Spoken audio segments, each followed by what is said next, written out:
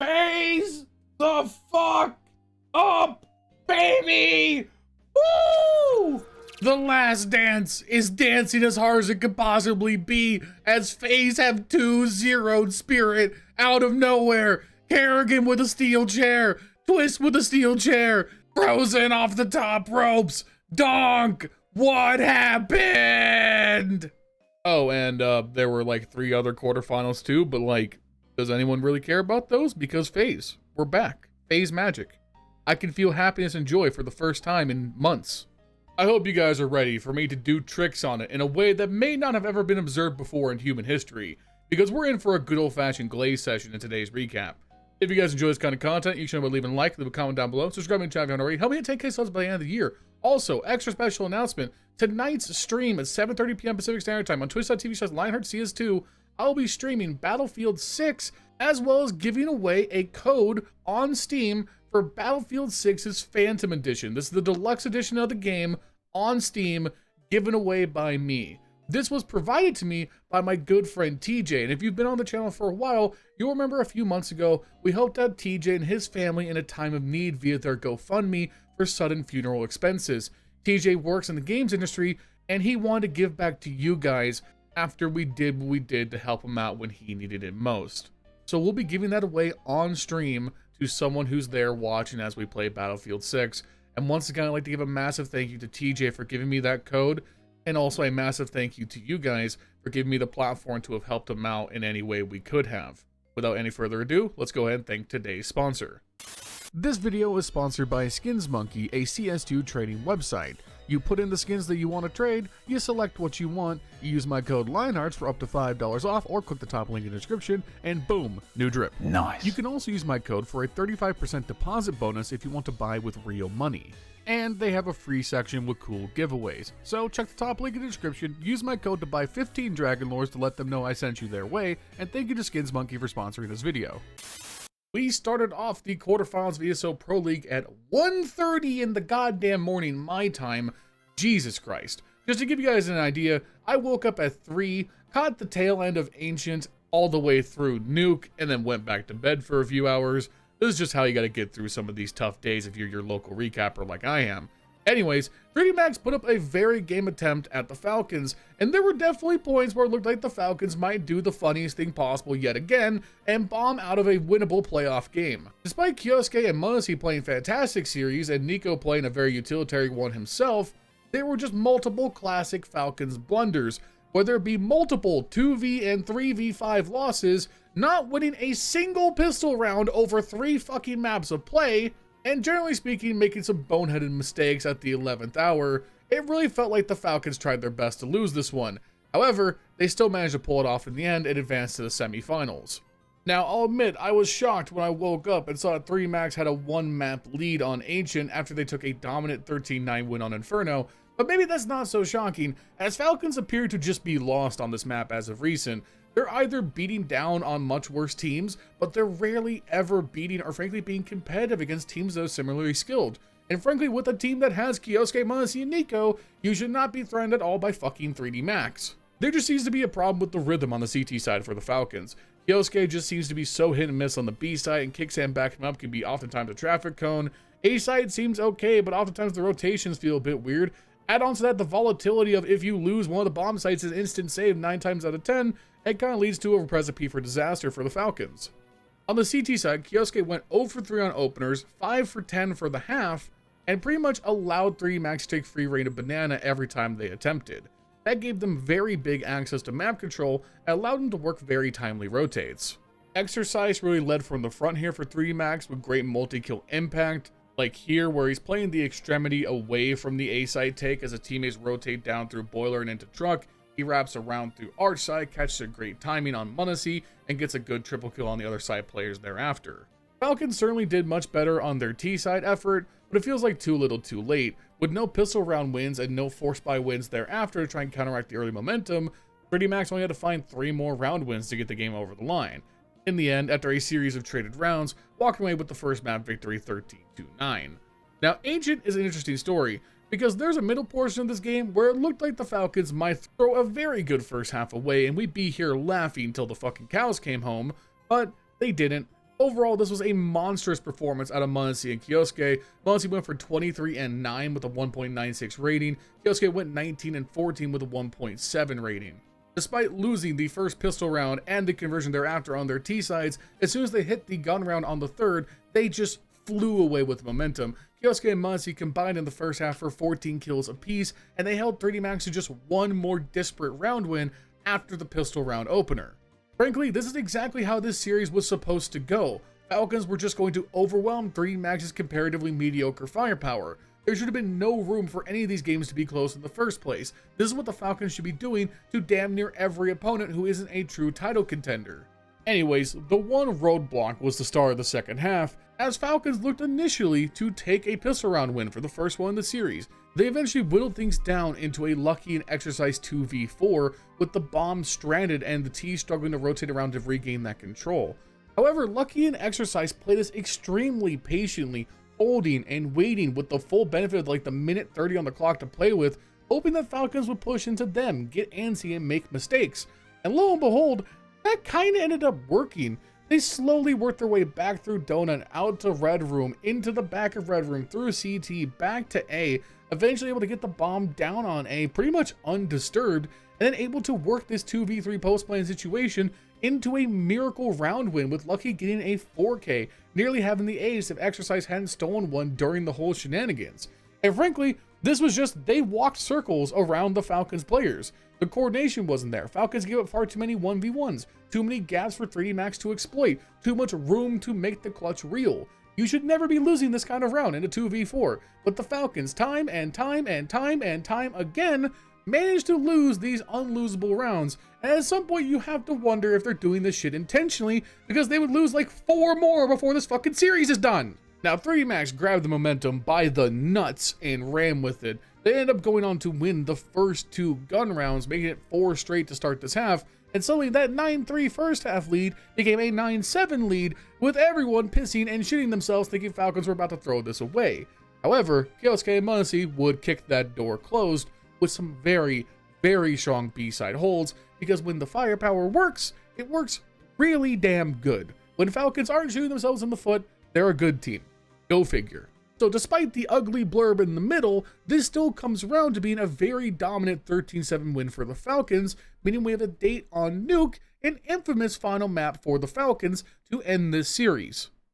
The Falcons would start off by playing a utterly fantastic T-side, taking a 9-half series-affirming lead before even getting to the CT side of Nuke. And again, I really can't boil this down any simpler to just a firepower difference. What are you supposed to do as 3DMax when you're dealing with the T side, where MOUZ is taking a lot more space than he used to? You have Nico and Kioske controlling the outside, and then Teslas will sometimes rock up and get great impact on the extremities too. I also have to point out, it really does feel night and day compared to the footage we went over in my MOUZ breakdown a couple weeks ago, just how much more involved MOUZ is in their T-side setups. My number one criticism seems to have been solved. MOUZ does in fact have his freedom back, and it makes their T-sides look infinitely scarier. Now in terms of analysis, we come to an impasse, because we all know what happens. The second half hits, 3DMax once again win every pistol round, so they start off their T-side with hella momentum, and they start winning tons of rounds, and the Falcons CT side comes up utterly blank, with MOUZ unable to even get going compared to his first half impact. The first round he gets an op in his hands finally. 3DMax just stormed through A at the speed of sound and forced him into an immediate save. And at this point, we kind of reach an analysis impasse for myself, because there's plenty of mistakes that the Falcons make on the CT side. But at the end of the day, they go on to win the game, and they play much better in the overtime. So like, there's a certain point where maybe we're just kind of here to bully the Falcons, which I'm all there for, but it kind of just seems like putting a hat on a hat, you know? I feel like I went in and I recorded like 10 rounds of this game because I thought I would break them all down. But now that I'm sitting here in front of the microphone, ready to actually just go through it all, it just seems unnecessary to bloat this video by like an extra 12 minutes to point out, yeah, hey, so the Falcons, they died there and they shouldn't have. I guess the best way I would summarize these mistakes, if I had to just like take a look under the hood, why do Falcons lose so many man advantage situations in the way that they do?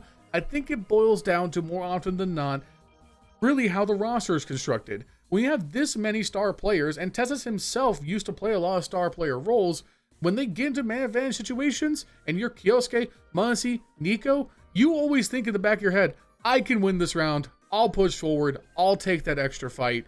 Your first thought isn't to play safe and guarantee the round win. Your first thought is, I'll win the round, because more often than not, you do. We've just never seen a team as hyper individualistic as this Falcons roster. Even peak super team Faze, like Nico, Olafmeister, Guardian, Kerrigan, Rain, Faze.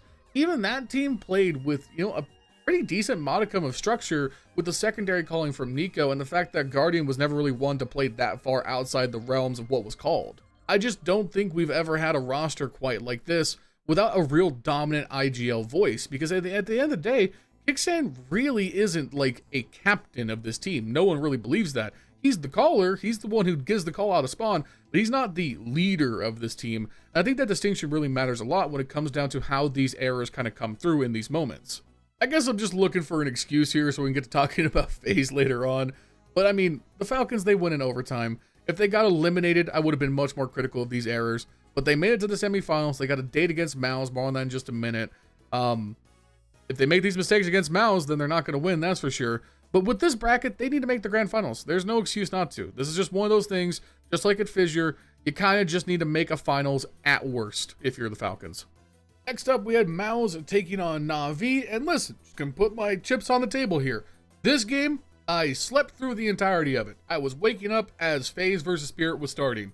So I had to go back, rewatch this game, prep for this video. Long story short, you had a very interesting game on Mirage where Navi won in overtime, and then Inferno and Train afterwards were one-sided stomps in the favor of MOUZ.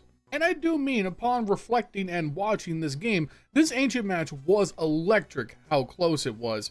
We were at one point in the second half in a 10-9 scoring position with Navi in the lead on the CT side, and Spinks came up just a hair short of an ace clutch that would have tied the game. Now, it's hard to say afterwards if MOUZ would have been able to bounce back because their economy is really low. Rebinding to the next round would have been a nightmare, and Navi were nowhere close to being broken economically on their side. So would MOUZ have springboarded that into a lead afterwards? We can't really say.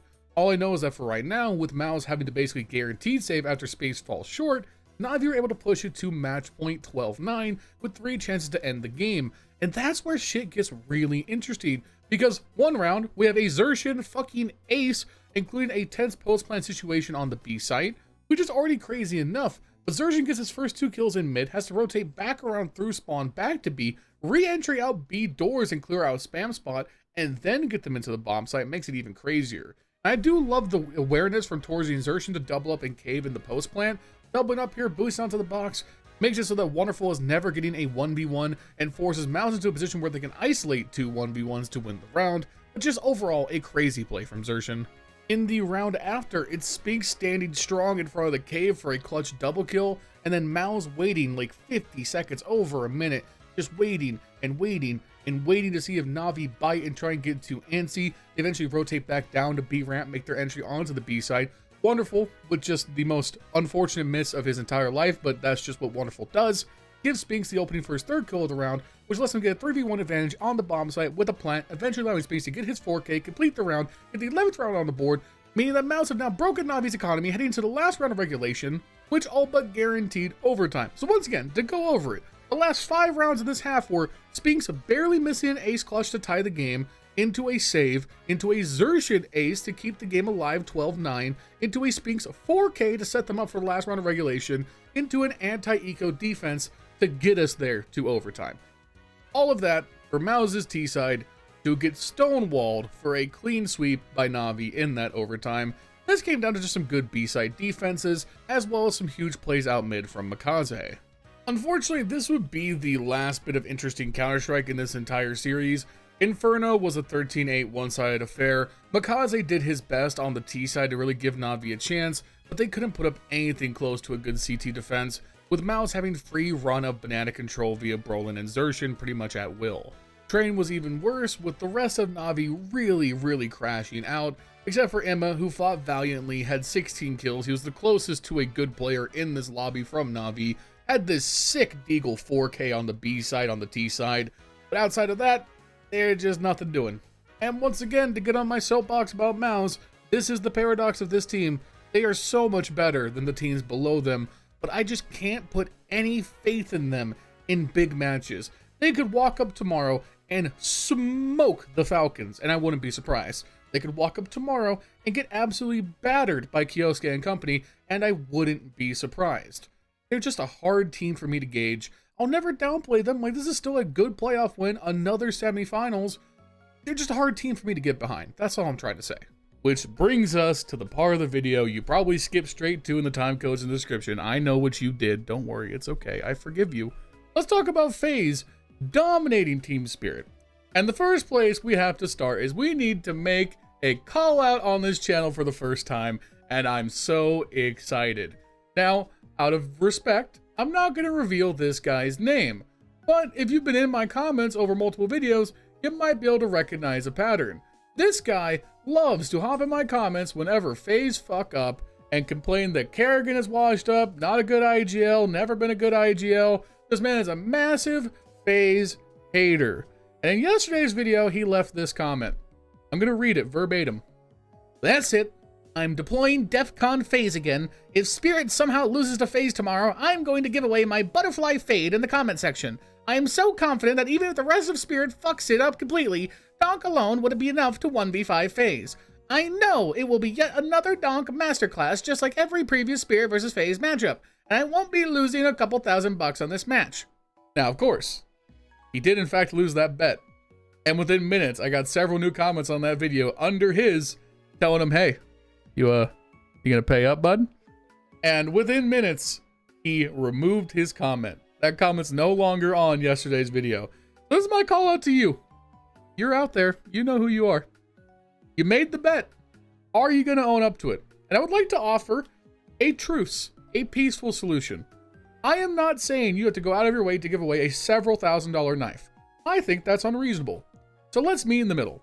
Since you like to beef with me about Kerrigan, and you lost this bet, you should go to my Twitch channel, twitch.tv/LionHeartZ2, and you should gift 50 subs. 50 subbies, and you get to keep your knife, and we'll look the other way. If not, and you do want to give away your butterfly fade because you feel bad, reach out to me on Twitter or on Discord, both linked in the description, and I will facilitate that giveaway on this channel in a future video. Anyways, now we're out of our pettiness hour, let's talk about the actual game. Now, I'm going to come out right at the top before I proceed to spend the rest of this section of the video doing tricks on it for Faze. Spirit simply played a bad game. I don't think that's that big of a deal in the grand scheme of things. They did not bring their A game, nobody played up to par, they never showed up, never established momentum, and were never able to recover. Meanwhile, Faze played out of their mind at every single position bar maybe Rain. At every single point, Faze kept Donk in a box from having disproportionate impact, and they limited Tanier, Zwei, Shiro, everyone else similarly, and Chomper's calling on the T side could not compensate otherwise. This was a total routing. Yes, Spirit were by far the clear favorite to win this tournament, and it is a disappointing, upset loss for them to not at least make the finals, and especially to lose to Faze, who are a dead team walking.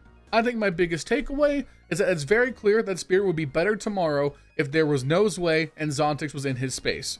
Zontix plus Tanier would make Spirit damn near unbeatable in my humble opinion. But at the end of the day, if Donk, who is your superstar hyper carry, goes like 0-6 through the first half of CT side Dust 2, doesn't recover through the game, maintains a negative tilted attitude throughout the entire series, you're just gonna lose. That's the reality of it. I will have one bit of specific criticism for Spirit as we get into Mirage, but in terms of this nuke game, they just got outplayed, man. And the first place I want to start is Frozen, who had a just unreal first map. He ends nuke with 27 kills, 14 deaths, 134 fucking ADR, and a 1.99 rating.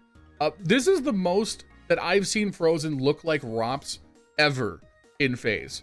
Like, this was a Rops level nuke game from him, where his anchoring and lurking was just so lethal. He had so many high impact multi-kills in this game. 8 multi-kill rounds is genuinely ridiculous for anybody, bro. The amount of times he stood on business, like on ramp on the CT side, and just got a double or a triple kill is just insane.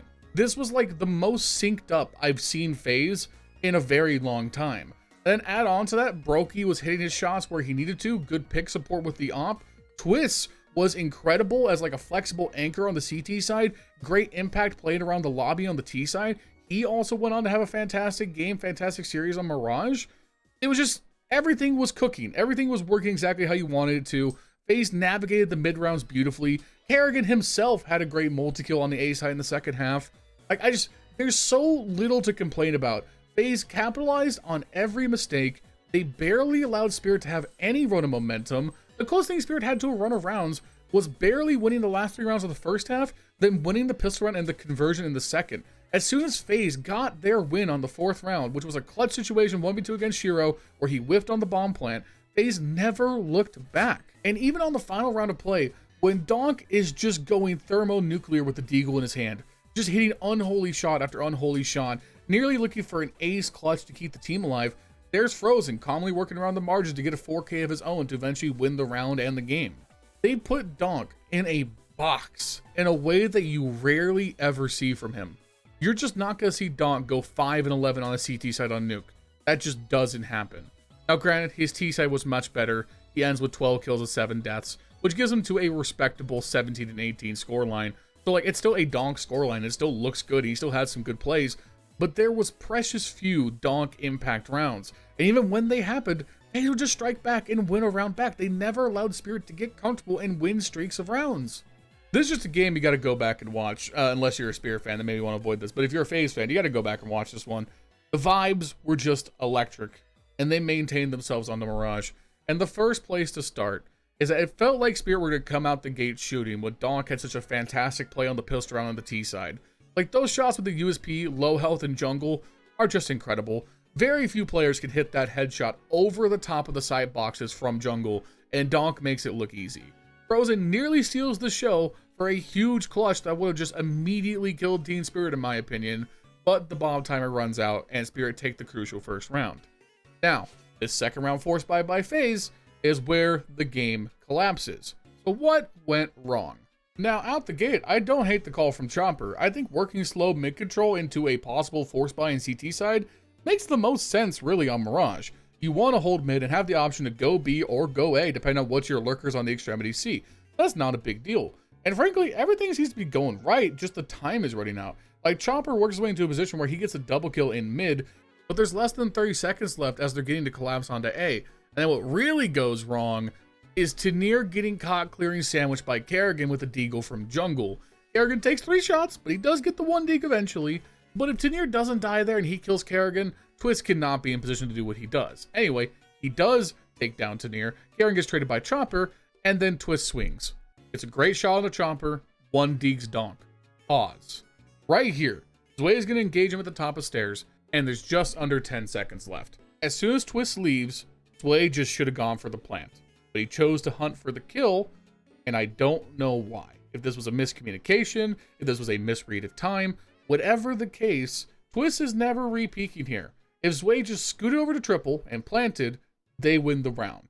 Instead, he keeps chasing forward with the bomb on his back, with not enough time left over for the plant, allowing Twist to steal a 1v4 clutch. The other thing that also kind of went wrong here is that Zyro was on catwalk and trying to jump into window, but either misses or dodges. If he had just jumped into window, he would have had Twist dead to rights. So it's kind of like both their faults in a way, but much more on Zway. It was just bad time management at the very end, and it's a crucial, bone-crushing loss because FaZe lock in after this point, and Spirit's T side just crumbles. Donk is trying his best, he's getting entries, he's getting impact, but they're just not winning rounds. Meanwhile, everything for FaZe is just working. Twist and Brokey are going Super Saiyan, Frozen still having impact. Mid was an absolute nightmare for Spirit to even fight with, because if Brokey wasn't getting a double kill every other fucking round, it was Twist in front of Connector with the Frozen support from Cat that just kept shutting the door in Spirit's face every single time. And there's one clip where Donk is so frustrated, he rips off his headset, hair's messy, he is fucking angry, and when I saw that, this game was over. Donk was checked out, he mental boomed, there was no recovery.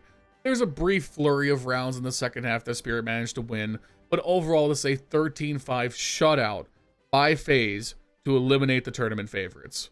I mean, what else is there to say, man? FaZe magic is a beautiful thing. Will they be able to go on and beat Vitality tomorrow? I'm gonna say no, just because it'd be really funny if they proved me wrong. I just don't know. Like, I mean, Vitality are prone to blowing up. We've seen it lately, but something tells me that they're just way more stable than Spirit. If anyone can recover from a bad first map, it's Vitality. And did Faze overperform today? They absolutely did. I just don't know. I don't think it's reasonable to expect Faze to make a miracle run to the finals, but at the same time, if they did, it would be the most Faze experience of all time. Alright guys, I try my best to keep these videos under 30 minutes. I'm gonna skim over the Vitality versus FURIA series, because outside of an exciting first map on Overpass where FURIA took a win 13-9 with Molodoy playing really great, the rest of this series was decidedly one-sided. Vitality hit the ground running on Inferno and did not look back. It was 13-7 there, it was 13-7 on Nuke. Keep in mind that Molodoy ends the series with a respectable 38-36 scoreline. However, he got 23 of those on the first map, got 11 on Inferno, and 4 on Nuke. And really, this was a learning experience for Molodoy is how I'm choosing to look at this. Zyro and Donk, these are players that are just a cut above at their positions. You're not going to compete with them. You're rarely going to beat them.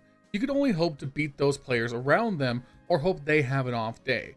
But when Zyro is playing to his strengths, and he did in this series, you really can't stop him. You can be a talent. You can even be a young prodigy like Molodoy is. But Zyro, he is the prodigy of prodigies. Molodoy is easily a top 5 opper, maybe the 3rd best opper in the world right now, definitely battling for that spot with Shiro and m0NESY.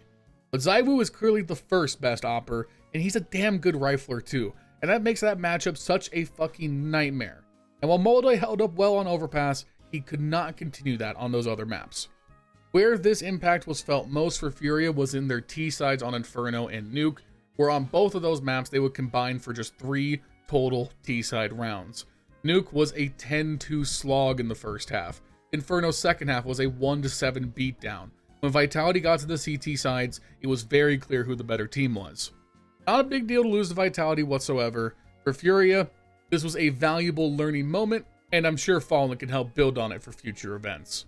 Anyways, that's going to do it for today's video. Make sure you guys like, comment, subscribe. Twitch.tv/LionHeartZ, 7:30 tonight. We're going to play Battlefield 6. We're giving away a Phantom Edition code, courtesy of my buddy TJ. Be there in the chat, and you might be able to win it. Thank you once again to TJ for making that happen. Thank you to SkinsMonkey. You go to the link in the description down below or in the pinned comment. You go to their website, you trade your skins, and it lets them know I sent you their way. It allows me to get more sponsorships in the future. Thank you to SkinsMonkey. Thank you to my channel members. You guys know who you are. I'll see you guys soon in another video. Peace.